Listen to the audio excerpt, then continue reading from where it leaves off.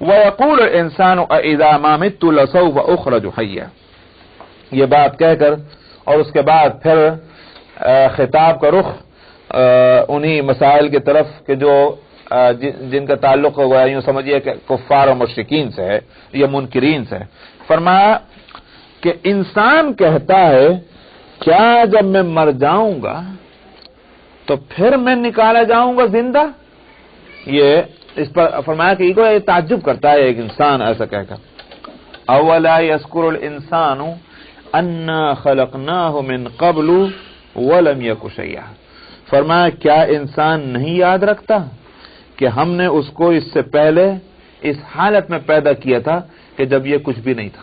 ولم یک شیئا, ہم نے نیف سے ہست کیا, ہم نے عدم سے وجود بخشا ہے. اگر ہمارے لیے وہ سب کچھ ہو چکا, ہم وہ کام کر چکے ہیں, تو اس انسان کو پھر دوبارہ زندہ کر دینا ہمارے لیے کیا مشکل ہے.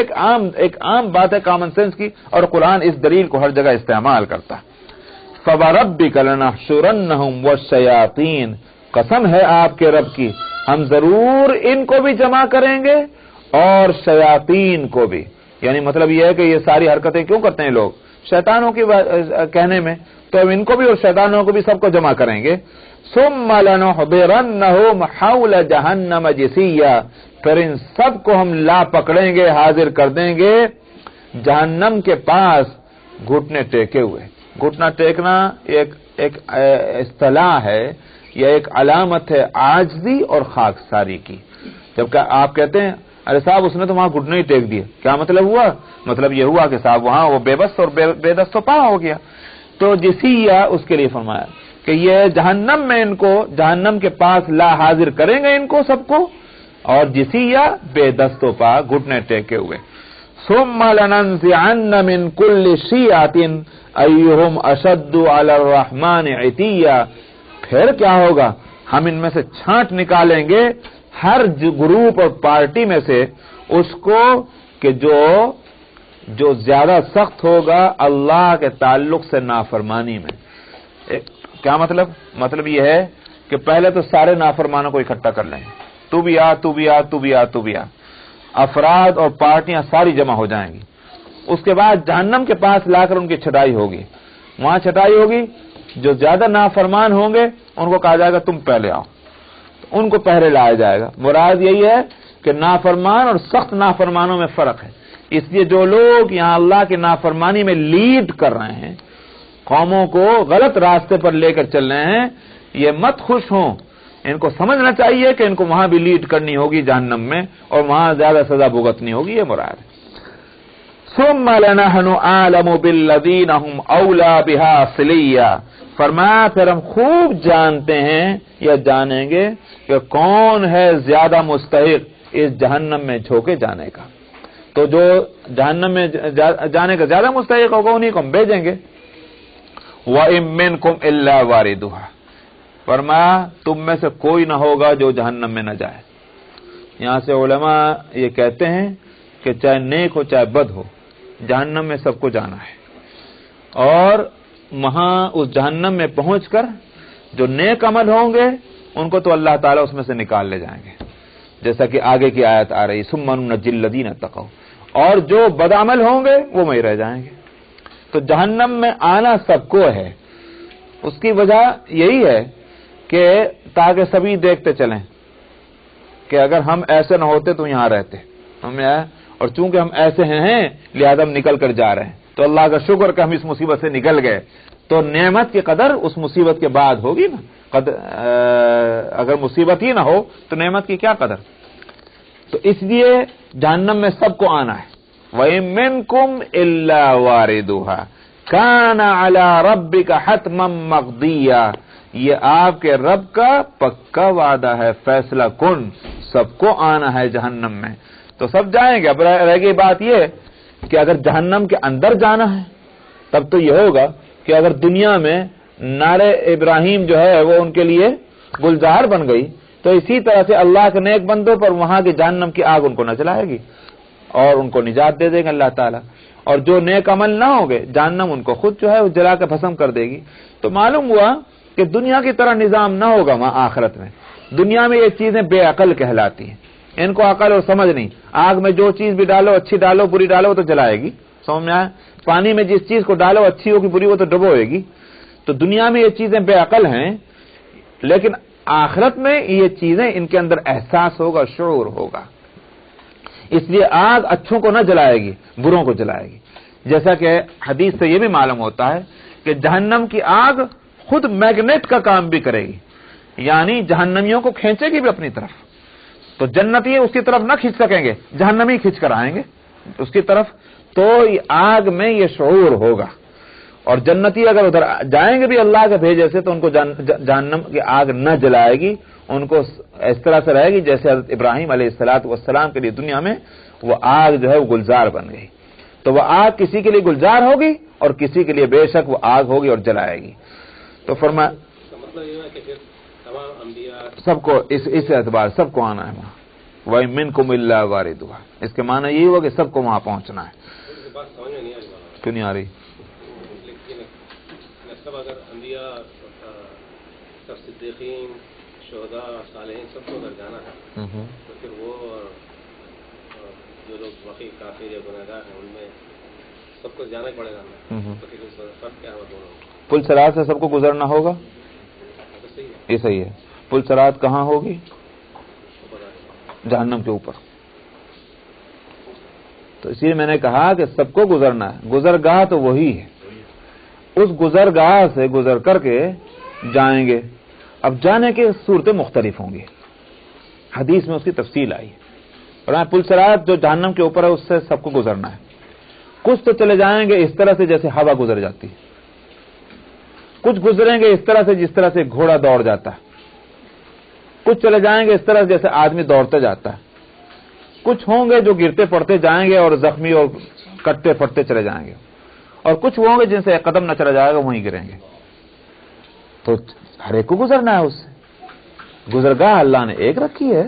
اب اپنے ایمان اور عمل کے زور سے جو ہے وہ ان کو وہاں جانا ہے. تو انبیاء علیہ الصلوۃ والسلام اور صلحاء اور اولیاء جو ہیں ویسے گزر جائیں گے، جہنم کی آنچ بھی ان کو نہ ستائے گی، ہوا کی طرح سے اس پر گزر جائیں گے. تو میں آپ دیکھیے اس کی ایک مثال میں دیتا ہوں. آگ کی لپٹ ہے. آگ کی لپٹ جو ہے یہ آگ جلانے کے لیے ہے نا، ہر چیز کو جلاتی ہے. لیکن خود اگر آپ اپنا ہاتھ اس طرح سے اس آگ کی لپٹ سے یوں گزار دیں آپ کا کچھ بھی بال بیکا نہیں ہوتا نہیں ہے. کیوں؟ اس لیے کہ تیزی سے گزار دیا تو آگ نے اثر نہ کیا. اگر آپ بڑے آرام سے اس میں لے جائیں جل جائے گا. تو میں نہیں بات. تو یہی فرق وہاں ہوگا کہ جہنم کی آگ سے جو تیزی سے جن کو گزار دیا گیا وہ گزر گئے، ان پر آگ نے اثر نہ کیا، جہنم کی تکلیفوں نے اثر نہ کیا. اور جو تیز سے نہ جا سکے انہی کے لیے پریشان کن ہو، اور جو بالکل نہ چل سکیں گے وہ گریں گے اس میں. نہیں بات یہی ہے. فرمایا کہ وَمِنْكُمْ إِلَّا وَارِدُهَا، تم میں سے ہر ایک کو وہاں آنا ہے جہنم پر. كَانَ عَلَى رَبِّكَ حَتْمًا مَقْضِيًّا، یہ آپ کے رب کے اوپر یہ فیصلہ پورا ہونا ہے، یعنی رب کے ذمہ ہے یہ فیصلہ پورا کرنا. ثُمَّ نُنَجِّي الَّذِينَ اتَّقَوْا، پھر ہم نجات دے دیں گے متقی لوگوں کو. وَنَذَرُ الظَّالِمِينَ فِيهَا جِثِيًّا، اور چھوڑ دیں گے ظالموں کو اس میں گھٹنوں کے بل پڑا ہوا ان جہنم کے اندر. بس یہ تک رکھیے، سے آگے پھر مسئلہ دوسرا کئی آیتوں تک چلا رہا.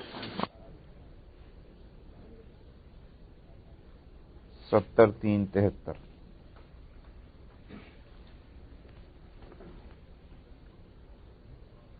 اعوذ باللہ من الشیطان الرجیم، بسم اللہ الرحمن الرحیم. وَإِذَا تُتْلَى عَلَيْهِمْ آيَاتُنَا بَيِّنَاتٍ قَالَ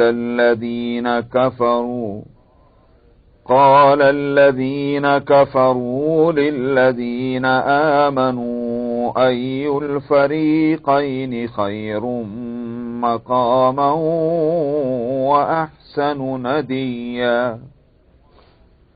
وَكَمْ أَهْلَكْنَا قَبْلَهُمْ مِنْ قَرْنٍ هُمْ أَحْسَنُ أَثَاثًا وَرِئْيًا.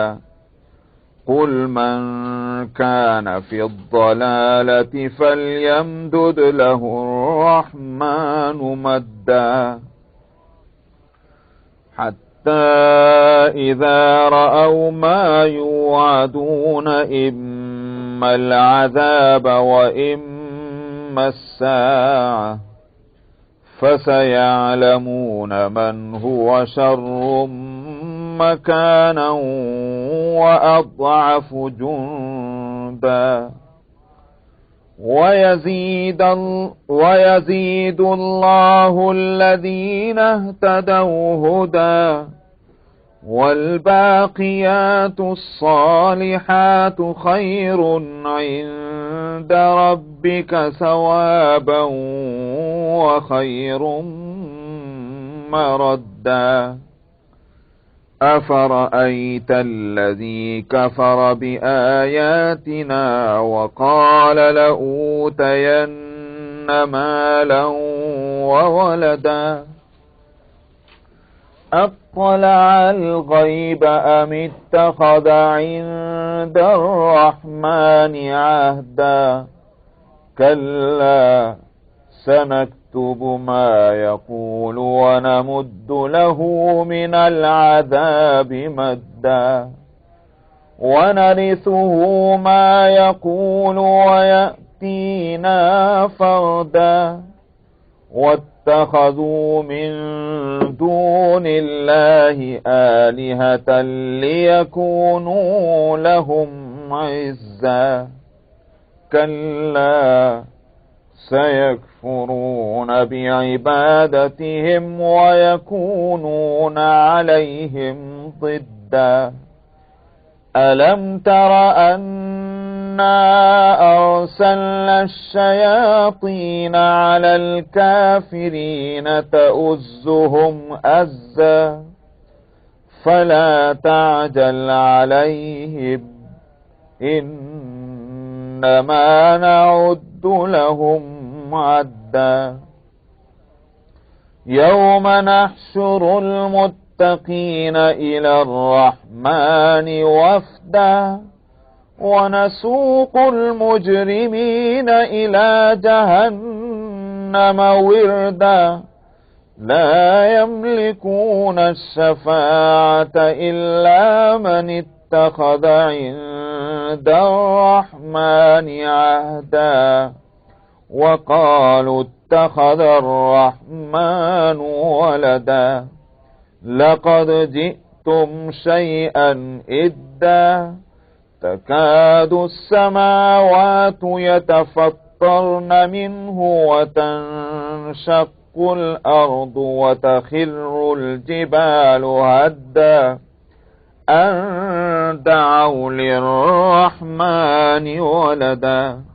وما ينبغي للرحمن أن يتخذ ولدا إن كل من في السماوات والأرض إلا آتي الرحمن عبدا لقد أحصاهم وعدهم عدا وكلهم آتيه يوم القيامة فردا إن الذين آمنوا وعملوا الصالحات سيجعل لهم الرحمن ودا فإنما يسرناه بلسانك لتبشر به المتقين وتنذر به قوما لدا وكم أهلكنا قبلهم من قرن هل تحس منهم من أحد أو تسمع لهم ركزا صدق الله العظيم.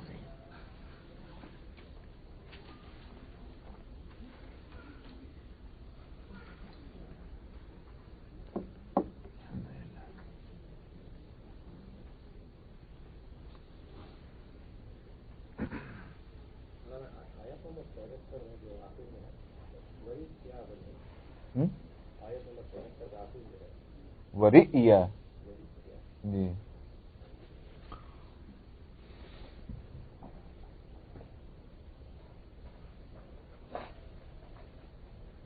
गुज़िश्ता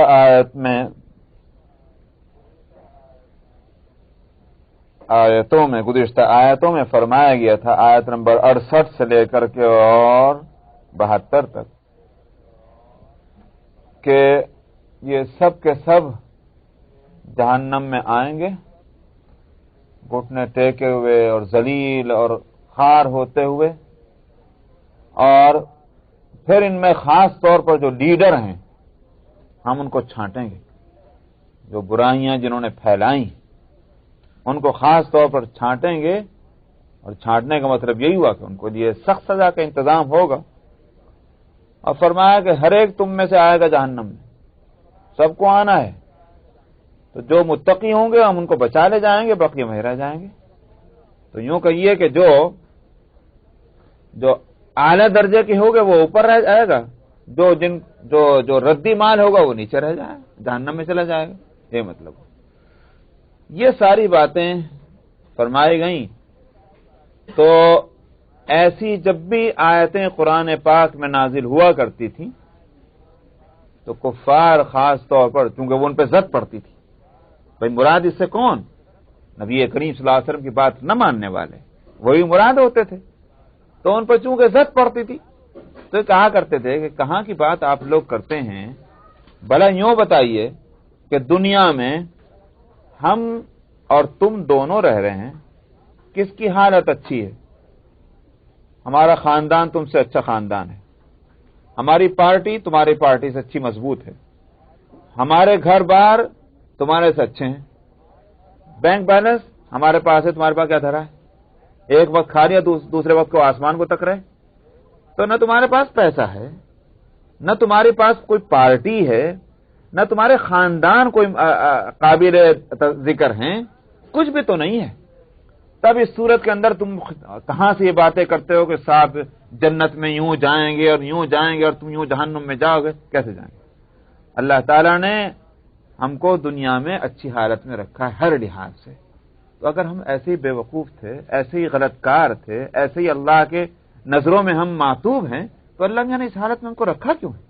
इस हालत में रखना दलील इस बात की है कि हम बुरे नहीं, तुम ही बुरे हो, वरना अगर तुम अच्छे होते तो तुम्हें अल्लाह इस हालत में क्यों रखता?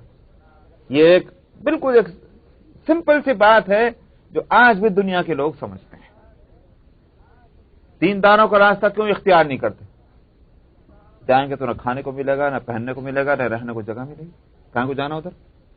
तो दीन का रास्ता जो है वो हमने तजवीज कर लिया है कि ये सिवाय इसके कि न यहाँ पार्टी बनती है, न लीडरशिप है, न साहब कोई और दुनिया की कोई ज़ेब ज़ीनत है, न ऐशो आराम है। इस वजह से एतबार से अच्छी है। बताओ कौन सी दो पार्टियां? एक मोमिनीन की, एक गैर मोमिनीन की। तो कौन सा फरीक अच्छा है अपनी पोजीशन के लिहाज से और बेहतरीन है अपनी ग्रुप और पार्टी के लिहाज से? नदी कहते हैं हम मजलिस को। तो मजलिसों में, मीटिंगों में, पार्टियों में, बैठकों में आकर बैठने वाले जो हैं वो नदी कहलाते हैं। तो नदवा कहते हैं कॉन्फ्रेंस को, इसलिए वहां से बना नदी, जो मीटिंगों में आकर बैठे हैं। तो वो फरमाया कि हमारा ग्रुप बेहतरीन, सब डिग्री वाले हैं, सब पैसे वाले लोग हैं, तुम्हारे पास क्या धरा? अहसनु नदिया वकम अहलकना क़ब्लहुम मिन क़र्निन हुम अहसनु असासन वरिया। जैसे उन्होंने एक सिंपल बात कही थी कि अकल आंखों से देख लो, तो आंखों से देखी हुई बातों के खिलाफ तुम जो अपने फलसफे बगा रहे हो, कौन मानेगा उस बात को? कुरान हकीम ने उसके लिए ठीक वैसी बात कही। तुम आंखों से देखी हुई बातों को दलील बनाना चाहते हो, आंखों से देखी हुई बात हम भी तुम्हारे सामने लाना चाहते हैं। ये वाकई कमाल है कुरान का। कुरान ने ठीक उसी के मुकाबले की बात कही। फरमाया कितनी ही कौमें इनसे पहले गुजर चुकी हैं कि जो अपने सादो सामान और दिखलावे के एतबार से इनसे तो कहीं ज्यादा अच्छे थे। पर क्या बना उनका?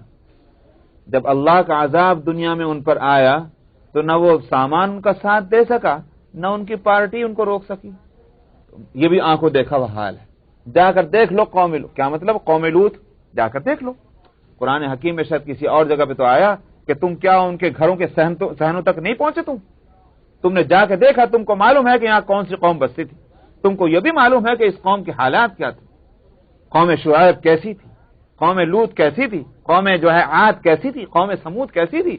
ان کے گھر کے آج بھی ان کے کھنڈرات موجود ہیں، تم جا کر دیکھ سکتے ہو کہ تمہارے پاس تو ایسے محلات ہیں بھی نہیں جیسے ان کے پاس تھے، اور جو بلڈنگیں جو ہیں وہ ان کی خوشحالی کو بتلانے کے لیے کافی ہیں۔ آج تک وہ موجود ہیں، جس سے معلوم ہوتا ہے کہ ان کے پاس کیسا زبردست آرکیٹیکچر جو ہے، ان کے پاس فن تھا، ان کے پاس پیسہ تھا، سرمایہ تھا، وہ بتلانے کے واسطے فرمایا کہ کتنے ان سے پہلے بستیاں تھیں اور قومیں تھیں کہ جو کہیں زیادہ اچھی تھی اپنے ساز و سامان اور نمود کے اعتبار سے، رئیا دکھلاوا، نمائش، نمود۔ قل من کان فی الضلالۃ فلیمدد لہ الرحمن مدا۔ آگے دوسری بات فرما رہے ہیں، فرمایا کہ جو گمراہی میں ہوتا ہے، اللہ سبحانہ و تعالی یعنی رحمان، یہاں لفظ اللہ تعالی لانے اپنے لیے رحمان، فرمایا رحمان ان کو ڈھیل دیتا ہے۔ اگر اللہ غضبی ہوتا تو جہاں غلطی کی کھٹ سے اس پر لگا ڈنڈا، کیونکہ اللہ رحمان ہے اس لیے ڈھیل دیتے ہیں۔ اس ڈھیل کو بے وقوف سمجھنے اپنی مقبولیت کی علامت، یہ فلیمدد لہ الرحمن مدا، تو اللہ تعالی رحمان جو ہیں وہ ان کو ڈھیل دیتے ہیں خوب۔ مدہ یا مدو کے معنی آتے ہیں کھینچنے کو، سمجھ میں آیا؟ یہ ہے کھینچنا، اس کا مطلب یہ ہے ہم ان کو لمبا چھوڑ دیتے ہیں، کھینچتے چلے جاؤ بھائی، تم جتنے دور تک جا سکتے ہو۔ اس کے بعد جب آپ دیکھ لیجئے، دیکھا ہوگا کبھی بچوں کو شرارت کرتے ہوئے کہ کوئی کھینچنے والی چیز لے لی اور ایک نے ادھر سے پکڑ لیا، ایک نے ادھر سے پکڑ لیا، سمجھ میں آیا؟ اب اس کے بعد اگر وہ کھینچتے کھینچتے اس نے ایک سرا چھوڑ دیا، وہ گرے گا نہیں گرے گا دوسرے جا کے، پھر نہیں رک سکتا وہ۔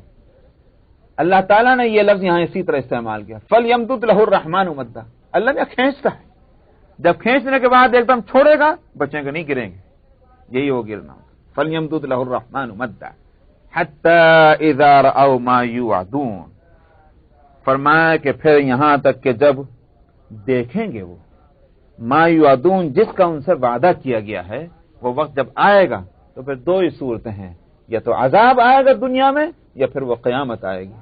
آنا ضرور ہے، اس سے تو بچ نہیں سکتے، ان کو دیکھنا ہے اپنی برائیوں کا انجام، یا دنیا میں عذاب کی شکل میں یا پھر قیامت۔ فَسَيَعْلَمُونَ مَنْ هُوَ شَرٌّ مَكَانًا وَأَضْعَفُ جُنْدًا، سو ان قریب ان کو پتہ چل جائے گا کون ہے بری اپنی پوزیشن میں برا اور کون ہے اپنے لاؤ لشکر کے اعتبار سے کمزور۔ آج دنیا میں پارٹی پر تمہیں ناز ہے، آج تمہیں اپنے مال اور دولت پر تمہیں فخر ہے، پتہ چل جائے گا پھر کون طاقتور ہے اور کون کمزور ہے۔ وَيَزِيدُ اللَّهُ الَّذِينَ اهْتَدَوْا هُدًى، اچھا صاحب ان کے مقابلے میں فرمایا کہ اللہ تعالی ان لوگوں کو جنہوں نے ہدایت حاصل کر لی ہے، ان کی ہدایت میں اللہ تعالی اور اضافہ فرماتے ہیں۔ کیا مطلب اضافے کا؟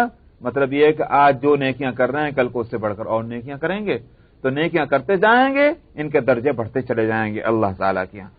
اور والباقیات الصالحات خیر عند ربک ثوابا وخیر مردا، جو نیکیاں باقی رہنے والی ہیں وہ زیادہ بہتر ہیں آپ کے رب کے نزدیک اپنے اجر کے اعتبار سے، اور بہتر ہیں اپنے انجام کے اعتبار سے۔ تم کو یہ خیال ہے کہ دنیا میں یہ سارا ساز و سامان بہتر ہے؟ اللہ تعالی فرماتے ہیں کہ اللہ کے یہاں جو ہے اعمال خیر، وہ بھی وہ اعمال خیر کہ جن کے فائدے رہتی دنیا تک رہتے ہیں۔ اعمال بھی تو دو قسم کے ہیں، ایک عمل تو وہ ہے کہ ٹھیک ہے میں نے نیکی کر لی مجھے فائدہ ہے، ایک عمل وہ ہے کہ اس نیکی کا دنیا میں مجھے فائدہ ہو کہ نہ ہو مگر سب لوگوں کو فائدہ ہے۔ سمجھ میں آئے؟ یہ نیکیاں باقی رہنے والی ہیں۔ فرمایا کہ ان کا، یہ اللہ سبحانہ و تعالیٰ کے ان نیکیوں کا درجہ بہت اونچا ہے، تو یہ اللہ کے نیک بندے چاہے خود نقصان اٹھا رہے ہوں مگر دوسروں کے فائدے کے لیے جتنے کام کر رہے ہیں یہ رائے گاہ نہیں جانے والے ہیں، ان کا بہترین انجام اور بہترین جزا اللہ کے یہاں سے ان کو ملنے والی ہے۔ أَفَرَأَيْتَ الَّذِي كَفَرَ بِآيَاتِنَا وَقَالَ لَأُوتَيَنَّ مَالًا وَوَلَدًا، آپ نے دیکھا جنہوں نے ہماری آیتوں کو جھٹلایا ہے، انکار کیا ہے، اور وہ یوں کہتا ہے کہ لَأُوتَيَنَّ مَالًا وَوَلَدًا، مجھے ضرور ملے گا مال بھی اور اولاد بھی. کسی کافر نام آتا ہے تفسیروں میں، مجھے اس وقت نام ان کا ذہن میں نہیں، غالباً ولی عقبہ ابن معیط ان میں سے یا ولید ابن مغیرہ ان میں سے کسی نے یہ بات کہی تھی کہ میرے پاس تو، اور واقعتاً اس کے تقریباً 11-12 جوان لڑکے تھے، سمجھ میں آیا. تو جس کے عرب کے اندر، اور عربی کیا بلکہ جہاں قبائلی نظام زندگی ہوتا ہے، قبائلی طرز زندگی کے اندر نرینہ اولاد اور لڑکوں کا زیادہ ہونا وہ بڑی طاقت اور قوت کی علامت سمجھا جاتا ہے. جس کے زیادہ لڑکے ہوں گے وہ اتنا ہی طاقت والا اور عزت والا سمجھا جاتا ہے قبائلی نظام زندگی میں. تو وہاں قبائلی نظام تھا. تو یہ ولید ابن مغیرہ جو ہیں، چونکہ ان کے کئی بیٹے تھے، تو یہ پورے وہ مکے کے اندر بڑے روب دبدبے والا سمجھا جاتا تھا کہ بھائی اس کے تو اتنے بیٹے ہیں جو سب کے سب طاقتور اور سب کارگزار قسم کے ہیں. تو وہ کہتا تھا کہ میرے پاس تو مال بھی ہے اور اولاد بھی ہے، مجھے مل کر رہے گا. فرمایا اطلع الغیبہ، کیا اس کو غیب کا پتہ چل گیا کہ اس کے پاس مال بھی رہیں گے اور اولاد بھی رہے گا؟ فرمایا کہ ام اتخذ عند الرحمن عہدا، یا اس نے اللہ جو رحمان ہے ان سے کوئی ایگریمنٹ کیا ہوا ہے کہ صاحب تجھے مال بھی ملے گا، اولاد بھی ملے گی، نہ اس پہ آفت آئے گی نہ اس پہ آفت آئے گی. کس برتے پر یہ بات کہہ رہا ہے؟ کلا، ہرگز نہیں. سنکتب ما یقول، ہم تو لکھے لیتے ہیں جو کچھ یہ کفر بک رہا ہے. وَنَمُدُّ لَهُ مِنَ الْعَذَابِ مَدًّا، اور عذاب کے تعلق سے ہم ان کو ڈھیل دیتے رہیں گے، جو بھی کچھ ڈھیل دینا ہمارے حکمت میں ہے. وَنَرِثُهُ مَا يَقُولُ وَيَأْتِينَا فَرْدًا، اور یہ سارا مال و دولت جس کے بارے میں یہ آج کچھ فرما رہے ہیں، آخر کو ہم ہی اس کے مالک ہوں گے. وَيَأْتِينَا فَرْدًا، یہ تنہ تنہ اکیلے کھچڑے چلے آئیں گے ہمارے پاس. اللہ قیامت میں کیا ہوگا؟ یہ مال اور اولاد تھوڑی ساتھ میں جائے گا. حدیث میں آتا ہے کہ جب کسی کا انتقال ہوتا ہے 3 چیزیں اس کے ساتھ چلتی ہیں. قبرستان، وہ مرگھٹ ہو گیا، قبرستان ہو، کچھ بھی کہیے آپ، چاہے وہ ہندوؤں کا مرگھٹ ہو اور چاہے وہ ان کے یہاں سیمیٹری ہو اور ہمارے یہاں وہ قبرستان جو بھی آپ کہیں. تو ہر مردے کے ساتھ 3 چیزیں جاتی ہیں. فرمایا 2 چیزیں جو ہیں وہ تو واپس چلی جاتی ہیں اور 1 چیز پھر بھی ساتھ جاتی ہے اس کے. کیا ہیں وہ 3 چیزیں جو ساتھ چلتی ہیں مردے کے؟ فرمایا ایک تو اس کے خاندان والے، اور دوسرا اس کا مالدار ہونا. یہ 2 چیزیں ہوئیں، اور تیسرا اس کے اعمال. 3 چیزیں ساتھ چلتی ہیں مردے کے قبرستان جاتے وقت میں. تو 2 چیزیں تو واپس آ جاتی ہیں. نہ تو مالداری، دیکھا آپ نے یہاں کیا ہوتا ہے، اگر بڑے فیملی کا کوئی کسی کا انتقال ہو جائے کرسچنوں میں تو کیا کرتے ہیں، اسے اعلیٰ درجے کے کپڑے پہناتے ہیں. سمجھ میں آیا؟ کوٹ اور پینٹ اور کیا کیا چیزیں بناتے ہیں اس کے واسطے. ہمارے یہاں مسلمانوں میں یہ تو نہیں ہے، مگر کیا ہے کہ اگر اچھا کوئی کھاتے پیتے گھرانے کا کہنے لگا اعلیٰ درجے کے لٹھے کا جو ہے بہت وہ کیا نام ٹیریکاٹ کا، اس کو جو ہے وہ کفن دیں گے. غریب ہے بیچارہ، وہ کھدر اور گاڑے کا لا کے پہنا دے گا. معلوم ہے مالداری کا اثر تو ہے. تو ایک تو مالداری، اور دوسرے وہ رشتہ دار اور دوست احباب کے ساتھ جا رہے ہیں. کیوں جا رہے ہیں؟ تعلق تھا. تیسری چیز اعمال، اچھے ہوں یا برے ہوں، یہ ساتھ چل رہے ہیں انسان کے. فرمایا 2 چیزیں تو واپس آ جاتی ہیں. وہ دوست رشتہ دار بھی واپس چلے آتے ہیں ڈال کر، اور اس کی مالداری بھی آ جاتی ہے. وہ پھر اس کے آگے کچھ نہیں کام دیتی، وہ تو زمین کے اندر چلا گیا. فرمایا ایک چیز ساتھ چلی جاتی ہے، وہ اعمال. نیک اعمال ہیں تب ساتھ جاتے ہیں، برے اعمال ہیں تب ساتھ جاتے ہیں. تو یہی ہے وہ. فرمایا کہ ہم وارث بن جاتے ہیں اس کے جو کچھ بھی ہے، اس کا مال، اس کا خاندان، ہم اس کے مالک ہو گئے. اور وَيَأْتِينَا فَرْدًا، تنہ تنہ اکیلا ہمارے پاس کھینچا چلا آتا ہے. یہی ہے وہ. وَاتَّخَذُوا مِن دُونِ اللَّهِ آلِهَةً لِيَكُونُوا لَهُمْ عِزًّا.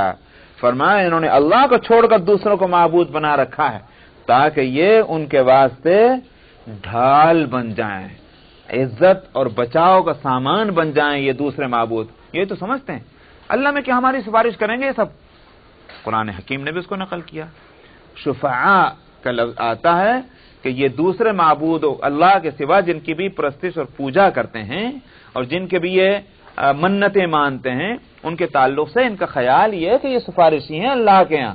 اسی لیے قرآن حکیم میں جگہ جگہ آ گیا من ذا الذی یشفع عندہ الا باذنہ، کس کی مجال ہے کہ وہاں چوں بھی کرے گا اللہ کے سامنے بغیر اللہ کی اجازت کے، تو کوئی سفارش ہی نہیں کر سکتا۔ سفارشوں کی یہ نوعیت نہیں ہوگی اللہ کے یہاں جو دنیا میں ہے کہ صاحب جن سے سفارش کرنے گئے انہوں نے چاہا نہیں چاہا مگر سفارشی نے جا کر دھونس دھمکے سے اپنی بات منوا لی، نہیں صاحب دیکھیے صاحب ہمارا آپ سے تعلق ہے، یہ بات تو آپ کو کرنی پڑے گی، منوا کے لیا۔ اللہ میں کیا سفارش کی یہ نوعیت نہیں ہوگی۔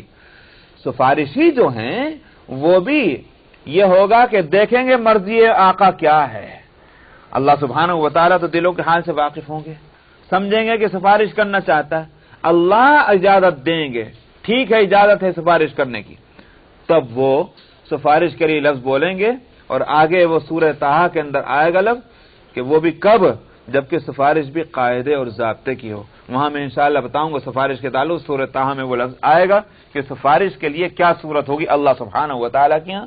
یہ نہیں کہ ہر شخص اٹھا اور اٹھنے کے بعد سفارش کر دے اور منوا لے اللہ سبحانہ و تعالیٰ سے اپنی بات کو، ایسا نہیں ہوگا۔ تو اس لیے فرمایا کہ وَاتَّخَذُوا مِن دُونِ اللَّهِ، انہوں نے اللہ کو چھوڑ کر معبود بنایا تاکہ یہ ان کے واسطے ڈھال بن جائیں اور سامان نجات بن جائیں، یہ عزت کا سامان بن جائیں۔ کَلَّا سَيَكْفُرُونَ بِعِبَادَتِهِمْ وَيَكُونُونَ عَلَيْهِمْ ضِدًّا، فرمایا ہرگز نہیں، یہ سفارش تو کیا کریں گے، یہ ان کے واسطے بچاؤ کا سامان تو کہاں سے بنیں گے، الٹا یہ تو ان کی عبادتوں سے انکار کریں گے وہاں پہنچ کے۔ اللہ میاں ہم نہیں جانتے کس نے ہماری عبادت کی تھی، کس نے ہماری منتیں ماننی تھی، ہم کو پتہ ہی نہیں، اور اگر کیا تھا ہم اس سے بالکل بے تعلق ہیں، ہم نے کبھی نہیں اس بات کو چاہا کہ ہماری عبادت کی جائے۔ وہاں کون کھڑا ہوگا یہ بات کہنے کے بعد سے، ہاں اللہ میاں میں نے کہا تھا میری عبادت کرنا، ہوگی کسی کا مجال یہ کہنے کی؟ وہاں تو سب کے جو ہے منہ سے لفظ نہ نکلتے ہوں گے اللہ کے جاہ و جلال کے سامنے، کون یہ کھڑا ہو کر کہے گا کہ ہاں اللہ میاں تمہارے مقابلے میں نے کہا تھا کہ میری عبادت کرنا۔ فرمایا کہ یہ تو وہاں اپنی عبادتوں سے انکار کر دیں گے، سَيَكْفُرُونَ بِعِبَادَتِهِمْ وَيَكُونُونَ عَلَيْهِمْ ضِدًّا، اور تو اور یہ ساتھ تو کیا دیں گے، مقابلے پر کھڑے ہو جائیں گے۔ بدبختو تم نے میری عبادت کی تھی، تم نے یہ گستاخی کی تھی کہ اللہ کو چھوڑ کر میری عبادت کریں، دور ہو جاؤ، میرا کوئی تعلق تم سے نہیں۔ وَيَكُونُونَ عَلَيْهِمْ ضِدًّا، یہ تو اور مد مقابل آ جائیں گے۔ أَلَمْ تَرَ أَنَّا أَرْسَلْنَا الشَّيَاطِينَ عَلَى الْكَافِرِينَ تَؤُزُّهُمْ أَزًّا، پھر اس کی حقیقت بتلا رہے ہیں۔ فرمایا آپ نے نہیں دیکھا، مطلب یہ کہ آپ کو نہیں پتا ہے، ہم ہی نے شیاطین کو بھیجا ہے کافروں کے پار، کیوں؟ تاکہ وہ ان کو ان برائیوں پر آمادہ کریں۔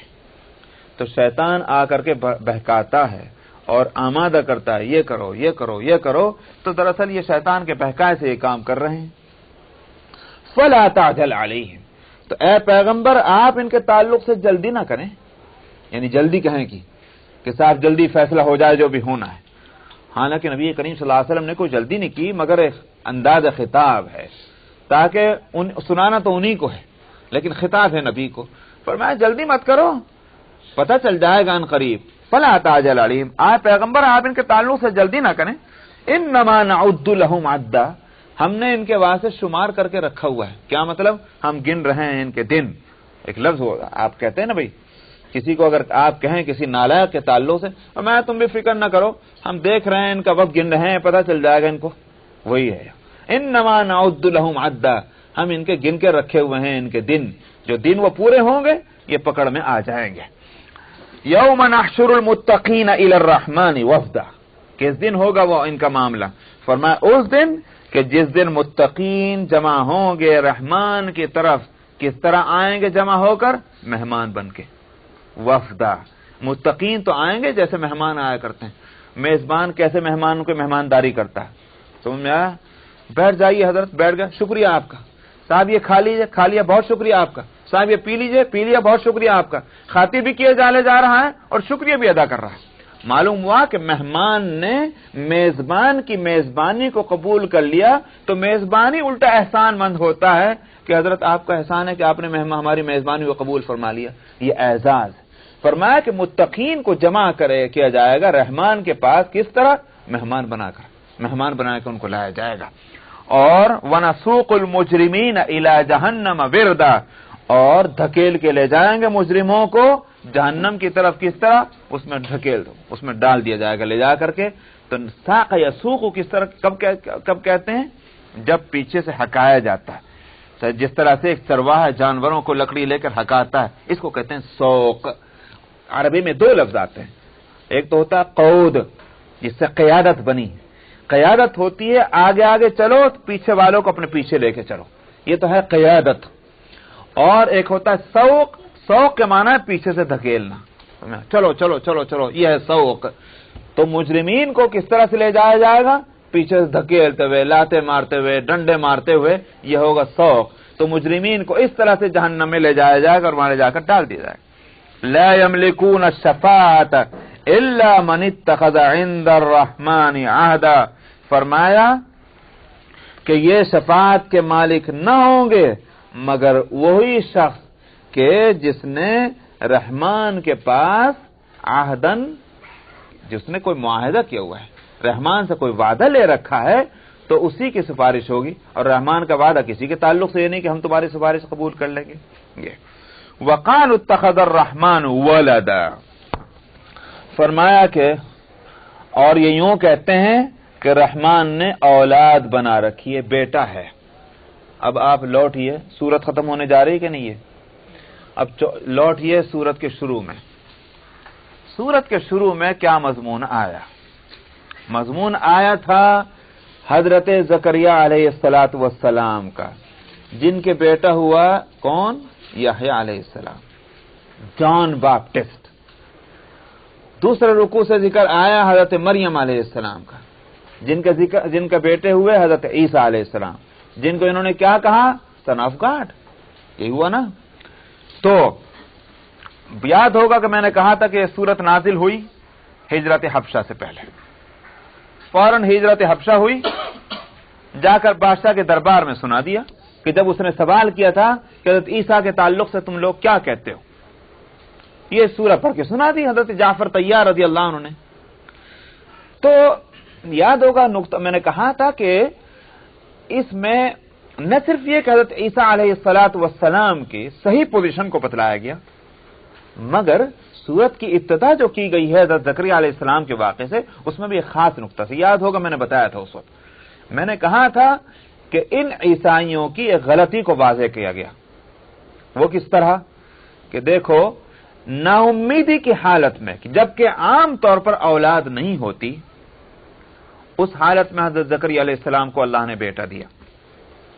تم بھی کہتے ہو، تمہاری کتابوں میں لکھا ہوا ہے کہ یحییٰ کی پیدائش معجزے کے طور پر ہوئی ہے، یہ ان کی کتابوں میں لکھا ہوا ہے، معجزے کے طور پر ہوئی۔ کیا مطلب معجزے کے طور پر؟ عام طور پر تو اس طرح بیٹا نہیں پیدا ہوا کرتا، اولاد نہیں ہوا کرتی، جس طرح سے حضرت یحییٰ علیہ السلام پیدا ہوئے۔ کس طرح پیدا ہوئے؟ ماں بوڑھی باپ بوڑھا، دونوں ہل گئے، اور اس حالت میں بچہ پیدا ہوا۔ تو اس کے لیے ان کے ہاں کہا گیا کہ معجزاتی طور پر یحییٰ علیہ السلام کی پیدائش ہوئی۔ سمجھ میں آئی نہیں بات؟ اور عیسیٰ علیہ السلام کے لیے بھی ان کی پیدائش کس طرح ہوئی؟ اس طرح ہوا نہیں کرتی۔ مگر عجیب بات ہے کہ دو پیدائشیں معجزاتی طور پر ہوئی ہیں، ان میں سے ایک کو تو تم معجزہ کہہ کر فارغ ہو جاتے ہو، اور دوسرے کو کہتے ہو کہ یہ خدا کا بیٹا ہے۔ سمجھ میں آ گئی نقطہ نہیں؟ تو دونوں کی معجزاتی طور پر پیدائش ہوئی ہے، یہ تو دونوں کو خدا کا بیٹا کہو، مگر یہ کیا بات ہے کہ ایک کو تو کہہ کے رہ جاتے ہو کہ معجزے کے طور پر پیدا ہوا، اور دوسرے کو یہ کہتے ہو کہ چونکہ معجزے کے طور پر پیدا ہوا اس لیے ہو نہ ہو خدا اس کا باپ ہے اور خدا کا یہ بیٹا۔ اس لیے زکریا علیہ السلام کے ذکر سے اس کی ابتدا ہوئی تاکہ ان کی غلطی واضح ہو جائے، اور پھر دوسرے رکوع میں اس کو صاف طور پر واضح کیا گیا کس طرح سے حضرت عیسیٰ علیہ السلام کی پیدائش ہوئی۔ چنانچہ اسی کو سن کر کے نجاشی نے کیا کہا تھا؟ تن کا اٹھا کر یہ کہا تھا کہ حضرت عیسیٰ جو کچھ بھی ہیں وہ اس تن کے سے نہ کم ہے نہ زیادہ ہے، جو کچھ تم نے بیان کیا ہے اس سے حضرت عیسیٰ اتنے بھی بڑھ کر نہیں ہے جتنا یہ تن کا۔ میں اقرار کیا تھا اس نے، نجاشی نے۔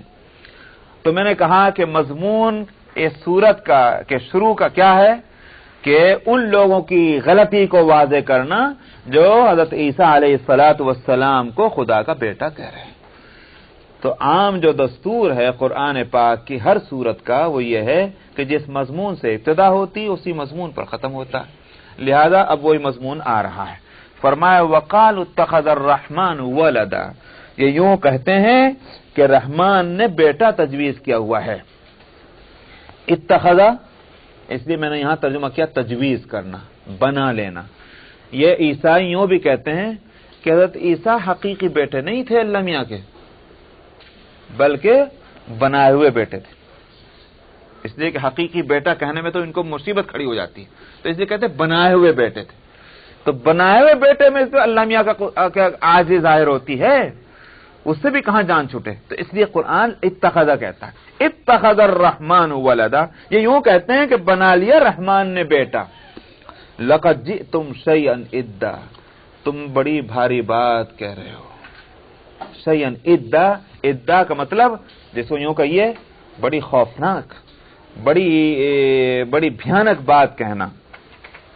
تکاد السماوات یتفطرن منہ وتنشق الارض وتخر الجبال ہدا.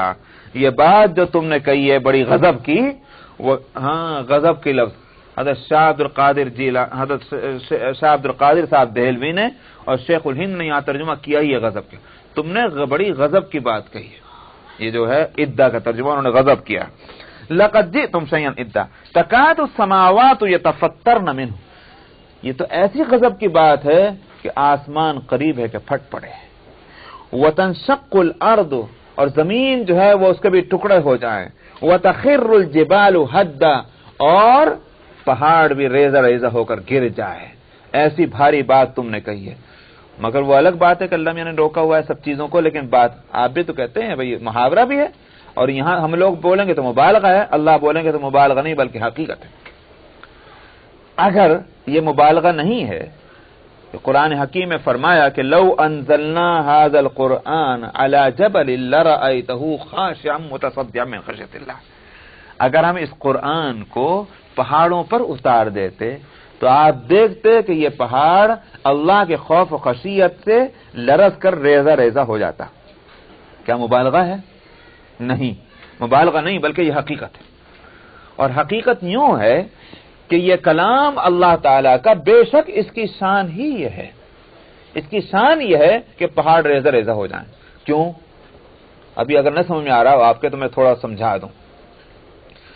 قرآن اللہ کا کلام ہے، اور کلام جو ہے وہ ایک متکلم کی ایک صفت ہوتی ہے، صاحب کلام کی ایک صفت ہے.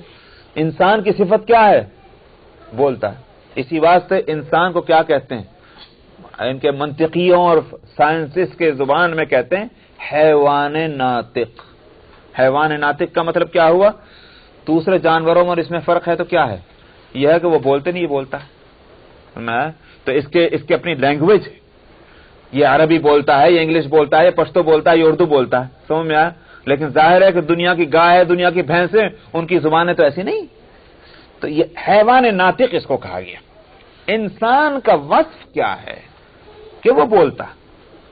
تو متکلم کی صفت ہوتی ہے کلام، بولنا. یہ بات سمجھ میں آ گئی؟ اللہ سبحانہ و تعالی کی صفت ہے اس کا کلام. یہ ہمارے متکلم ہونے کی طرح اللہ متکلم نہیں ہے. ہم کبھی تو خاموش، کبھی بولنے والے. اللہ کی جو صفتیں ہیں وہ سب کے سب ہمیشہ کی ہیں. اب ان صفتوں کو ہم نہ سمجھ سکیں وہ ہماری اپنی سمجھ کا قصور ہے، ورنہ اللہ کی صفت ہے متکلم ہونا. سمجھ میں آ گئی نہیں بات؟ تو اللہ جب اپنی کسی صفت کی تجلی فرمائے، اگر دنیا میں کون چیز ہے جو اس کو برداشت کرے؟ دیکھا موسیٰ علیہ الصلوۃ والسلام نے جب دعا مانگی تھی ربی ارینی انظر الیک، خداوندہ میں آپ کو دیکھنا چاہتا ہوں، مجھے دکھلا دیجئے.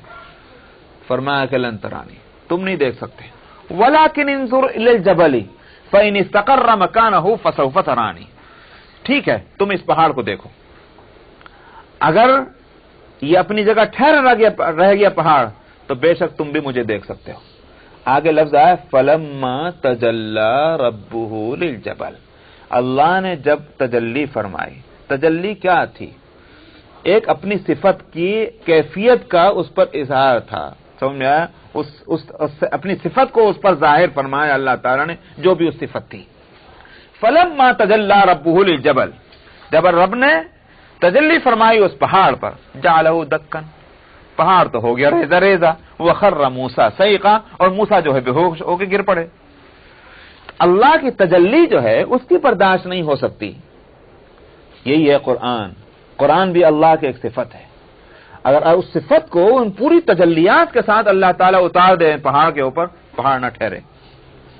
پھر اللہ تعالیٰ نے کیا کیا؟ اللہ تعالیٰ نے یہ کیا کہ قرآن کو ایسے روپ میں اتارا کہ انسان کے لیے اس کا پڑھنا، اس کا حفظ کرنا، اس کا سنبھالنا آسان کر دیا. ورنہ حقیقتاً یہ قرآن ایسی چیز نہیں تھی، یہ اللہ نے اس کو آسان کر کے اتارا ہے. یہ ہے صورت. اسی واسطے نزول قرآن کے وقت ایک تو یہ کہ واسطہ ہو گیا، براہ راست ہمارے اوپر قرآن نہیں آتا نا، سمجھ میں آیا؟ واسطے در واسطے چلا رہا ہے، بلکہ اور تو اور ہم تو ان میں سے نکال کر پڑھ لیتے ہیں، تب اس کا اثر ہے یہ. ورنہ براہ راست جو نبی کریم صلی اللہ علیہ وسلم پر اس قرآن کا جب نزول ہوتا تھا، کیا کہتے